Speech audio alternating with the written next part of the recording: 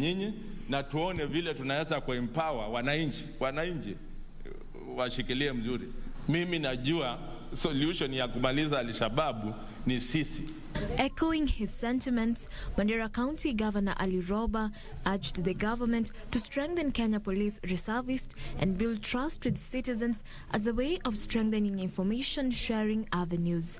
But the government need to build trust between the community and itself and the leadership in terms of elders and other structures between them and the government. Kwa hivyo ningewaomba wanasiasa, MPs, MCAs ambao muko hapa na wale hawako hapa na wananchi wote kwa jumla, tushirikiane na vijana wetu ambao wako hapa, tuhakikishe tumemaliza hawa maharamia.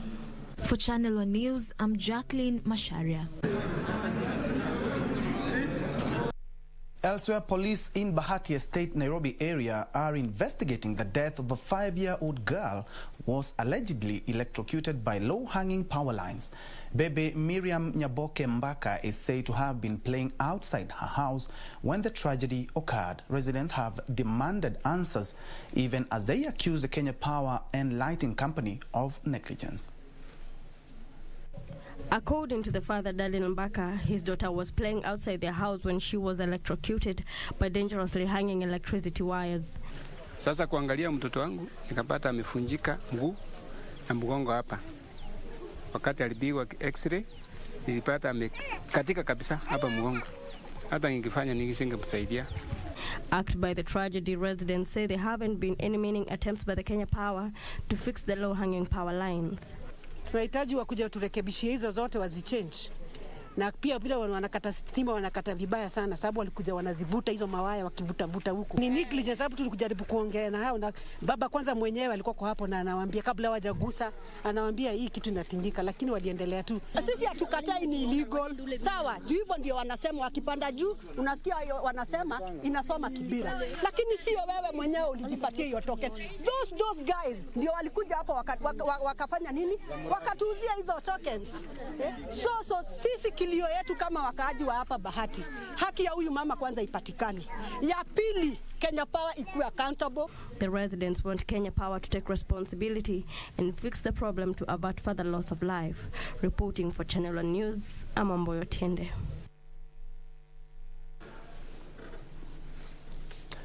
Now, over 172 women, youth and persons living with disability groups in Mwingi Central constituency in Kitui County have benefited from checks worth over 16 million shillings courtesy of the Uwezo Fund. Speaking while issuing the checks, the funds Lusenge Turop said the objective of the kitty is to expand economic opportunities for the marginalized sections of society in the grassroots. The Uwezo Fund chairman urged the groups to plan on paying back the loans stipulated in the law, adding that his office is committed to ensure that beneficiaries are empowered both socially and economically. We feel happy to empower a segment of our society at the grassroots level, both socially and economically, so that they can be able to start enterprises that will be able to ensure that they are engaged at that grassroots level. The fund is a revolving fund and they must be able to repay at the given time. Mwingi Central MP Dr. Gideon Mulyungi called on residents to register more groups and ensure they meet all requirements needed to qualify for the next disbursement and utilize the funds prudently. And the money is going to go a long way in assisting the women of Mwingi to do small-scale businesses and uplift their standards and even pay school fees for their children who are going to school. If you facilitate women, you facilitate the nation. According to the beneficiaries, the loans they have received from Uwezo Fund have enabled them to improve their living standards. Badala ya concentrate tu kulima, tumeanza small businesses kama za kuuza mboga, manguo, wengine wamefungua manduka na hata vile hata sasa tunaweza kusimamia tunalipa school fees na hiyo pesa ya Uwezo Fund. Imetusaidia sana katika business zetu, maana wazee wetu si eti wako na biashara nyingine ama wameajiriwa mahali. Ile business yetu yenye tulianza nayo na ile uwezo ama ilitumbusi sana, ndio inatusaidia kulisha watoto wetu na vile vile kuwasomesha. To some politics now, and Kakamega Governor Wycliffe Oparanya has dismissed calls to amend the Elections Act to remove the requirement of bachelor's degree for MCAs and MPs. Speaking in Kakamega, Governor Oparanya said politicians have had time to go back to school since the enactment of the law in the year 2012. In 2012, Parliament enacted the Elections Act that required elective leaders to have a bachelor's degree, but the then President Mwai Kibaki suspended the law until 2017. In 2016, the National Assembly further pushed the suspension to take effect in 2022. With the general elections set for next year, politicians are now divided over the academic requirement in leadership. Speaking while launching lighting projects in Kakamega, the Countywoman MP Elsie Mohanda called for the amendment of the law, saying it will lock out good leaders. We must revisit, kwa maana sisi hatuwezi kusema president yakuwe na degree na MC yakuwe na degree. Hiyo ni ungwana. We must revisit, na sisi kama bunge sasa ni jukumu yetu kuangalia hiyo maneno, kwa maana mahali imebakia. Kama bunge haita debate by next year itakuwa law. Na sisi tukifanya kuangalia viongozi, tumepata viongozi wazuri hata wenye hawana degree. But Kakamega Governor Wycliffe Oparanya argues that politicians had time to go back to school when the law was suspended. Therefore, there is no need to suspend again. That is legislation that was passed sometimes, and I think the MCS were given time, even members of parliament, they were given time, 5 years, to make sure that they qualify or they obtain a degree. And, you know, if we keep on postponing this, then it will never happen. I think if it is now law, so something that is in law, unless it is amended at the National Assembly, it should apply. Kevin Washira, Channel 1 News. At about 15 minutes past the hour, we are taking our first break. But before we do that, Sami Maio Kili, you're watching all the way from Ndalat, Narok County. I see Dave Daka, you're watching with Samuel Oyando from Shariako in Homa Bay. Ango Muate, you say Ukondani, and also Vincent Okea. Let's take a quick break. We'll be right back.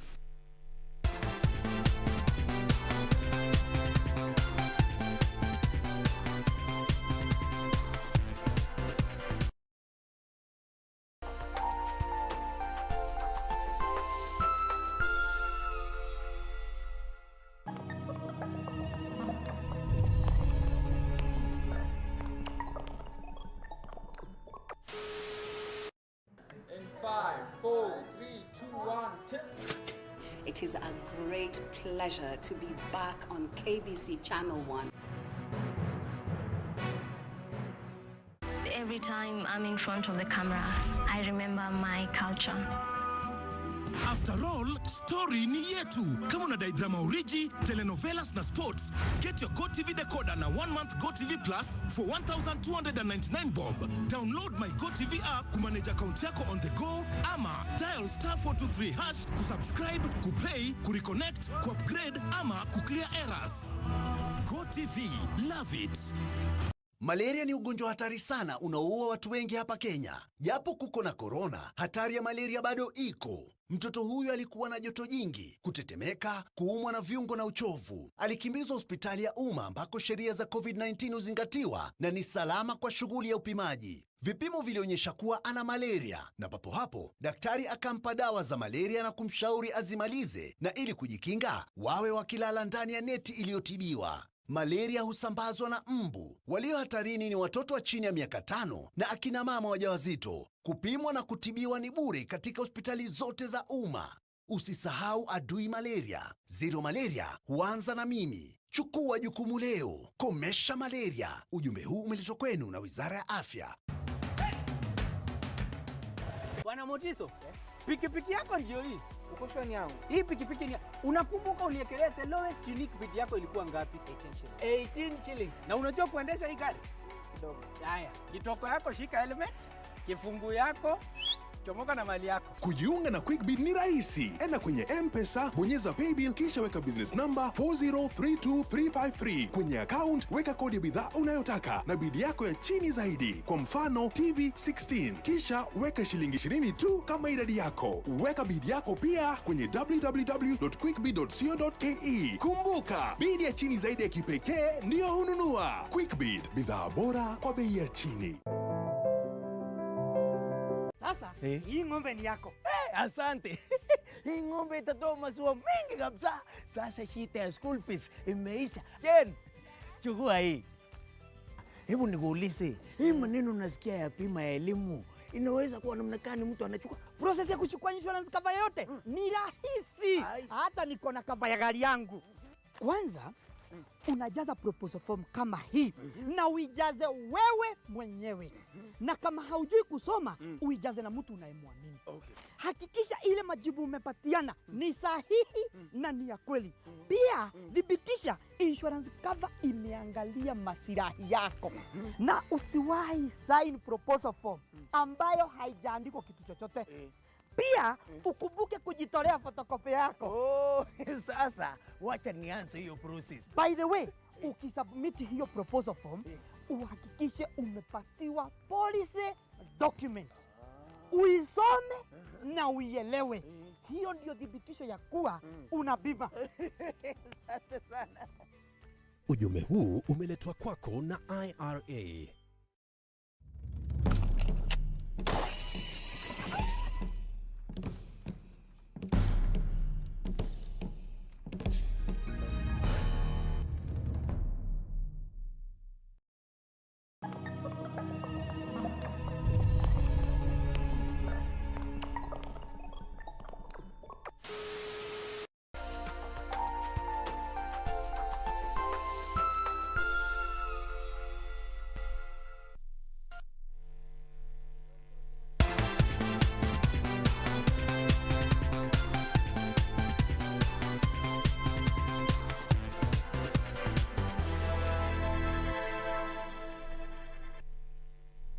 Thanks for keeping it Channel 1. Moving on, young people have been encouraged to adopt farming to increase the country's food production. Kisii County Youth and Enterprise Development Fund Coordinator Atos Mogoi says young people should not shy away from farming, a venture he says has turned around the fortunes of many Kenyans who see it through the business lens.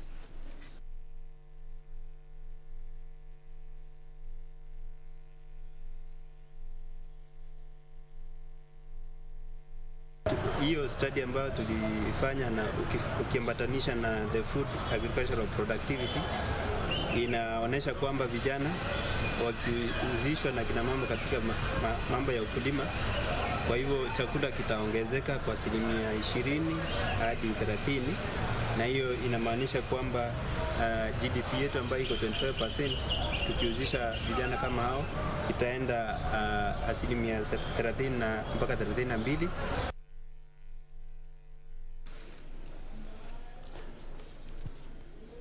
Now, the Ministry of Education has issued guidelines for the implementation of free-day secondary education for the year 2021-2022. The government says it will continue enhancing its capitation for free-day secondary education to ensure parents are not exploited. As part of mitigating the impact of COVID-19, the ministry will also subsidize boarding fee, and schools will now be required to operate different accounts for various items. In the latest guidelines released by the Ministry of Education, each learner in a day secondary school will continue getting 22,244 Kenya shillings annually. For a school to be eligible for a subsidy, it must be duly registered and headed by a principal duly appointed by the Teacher Service Commission. The school must further be registered on the NEMIS platform alongside updated details of learners. Additionally, the bank account for tuition and operational grant must be registered in NEMIS and with the Ministry of Education at all its levels. In terms of boarding schools, following the disruption of the school calendar from 39 to 30 weeks for the academic year beginning 26th of July to 4th of March 2022, the Ministry of Education has revised guidelines on fees payable by parents. The government will provide subsidy for each learner in a boarding school that is equal to that for each in a day school, amounting to 22,244 Kenya shillings. Category A schools that include all national schools and extra county schools located in Nairobi, Mombasa, Nakuru, Kisumu, Nyeri, Thika and Eldoret towns, the total school fees shall be 67,244 Kenya shillings. Out of this amount, the government will pay 22,244 Kenya shillings, while the parent will be required to foot the remaining 45,000 Kenya shillings. Category B that includes extra county boarding schools that are located in other areas other than the towns of Nairobi, Mombasa, Nakuru, Kisumu, Thika and Eldoret, the school fees total shall be 57,244 Kenya shillings. While the government will foot 22,244 shillings, the parent will be required to pay 35,000 shillings. The grand total in special needs schools shall be 65,167 shillings. The government will cater for 53,807 shillings and the parent will foot the remaining 10,860 shillings. Nancy Okware, Channel 1 News. Residents of Makutano Trading Center in Gobit Ward in Laikipia County have repossessed a 16-acre piece of land that had allegedly been grabbed by private developers. Led by area member of County Assembly Robert Maina, the residents erected a signpost on the parcel of land in a bid to ward off any grabbers. The locals say the parcel had been earmarked for the construction of a satellite Huduma Center. The residents are now urging the government to come to their aid and help repossess all grabbed parcels of public land in the region.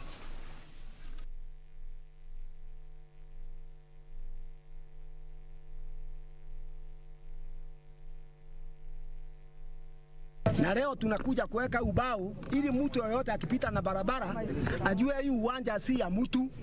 Hii uwanja ni ya public na hii Huduma Center ni ya public. Tunajengewa na serikali yetu na inajengewa isaidie wananchi, watoto wale wako na wale watasaliwa. Hata igawa ni kawaida siku hizi wa watu kutaka kujinufaisha na mali ya umma, sisi tumekataa katakata ati hili shamba litatumika kwa miradi ya umma wa Gobit.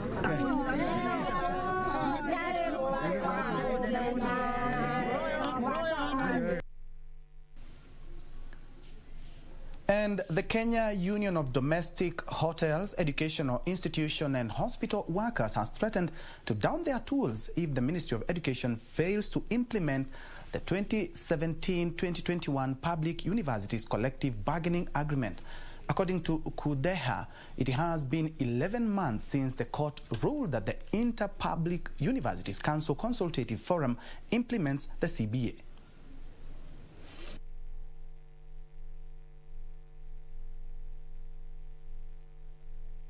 Kama hiyo pesa haitakuwa kwa akaunti zetu by 30th of June, wafanyikazi wa universities wako na jukumu na wako na haki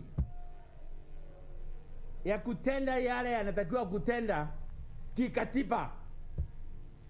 Na katiba yetu inazokwambia section 41 lazima tuendelee na majadiliano, na wakati majadiliano itakuwa haiwezi kuendelea, kuna kitu kinaitwa right of strike.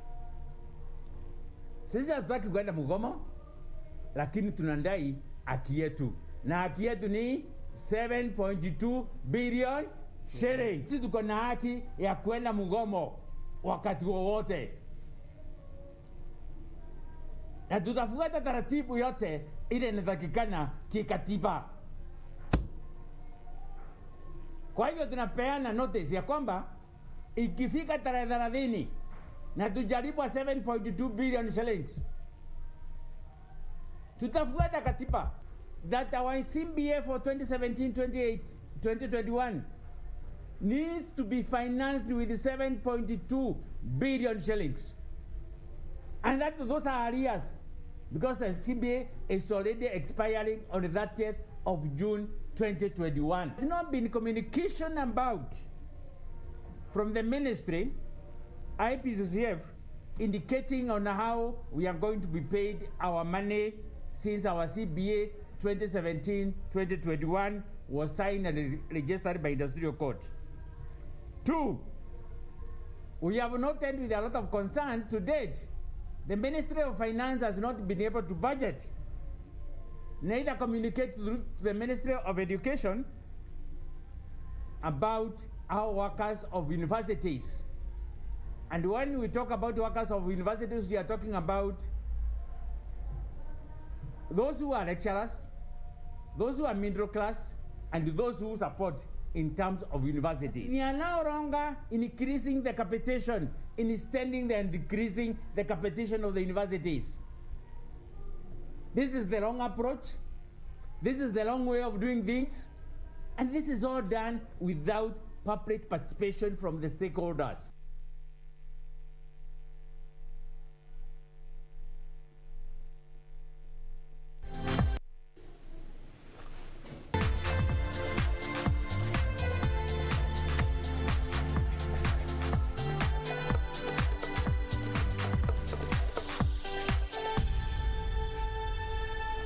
And in sports, rally sensation Karan Patel will don the AMREF Flying Doctors colours at this year's WRC Safari Rally after the long-term partnership was unveiled at the AMREF hangar at the Wilson Airport. According to Stephen Obuya, AMREF Chief Commercial Officer, they settled on Karan Patel and his navigator Tusef Khan because of their achievements in the motorsport industry. Karan Patel, who has taken part in the World Rally Championship event before, says he is ready for the WRC Safari Rally and he is hoping for a top 3 finish in the WRC RC R2. The Safari Rally is making a comeback to the global scene after 19 years. Karan Patel is among the 34 Kenyan drivers who will take part in this year's event that we run from the 24th to the 27th of June this year. And benefit greatly from this one event, and it's my hope and wish. We sought to work with them because AMREF Flying Doctors is a medical evacuation provider, specifically by air, but also ground. And in such events, you do have incidences that can happen, and we are basically, our core business is to respond to medical evacuation.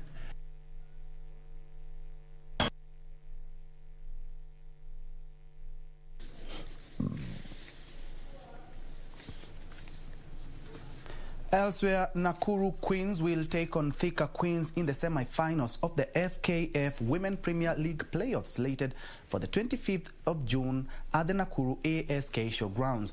In the second semi-finals, Vihiga Queens will face Gospel Women.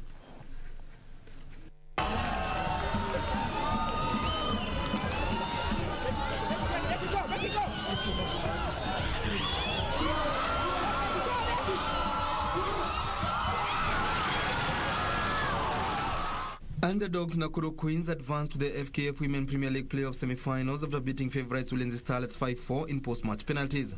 Rebecca Okwaro gave Nakuru Queens the lead before Lucy Mukhwana equalized for Ulinzi Starlets in the 25th minute. Lucy Mukhwana scored her brace in the 40th minute, while Nakuru Queens equalized in the 61st minute, forcing the match into penalties.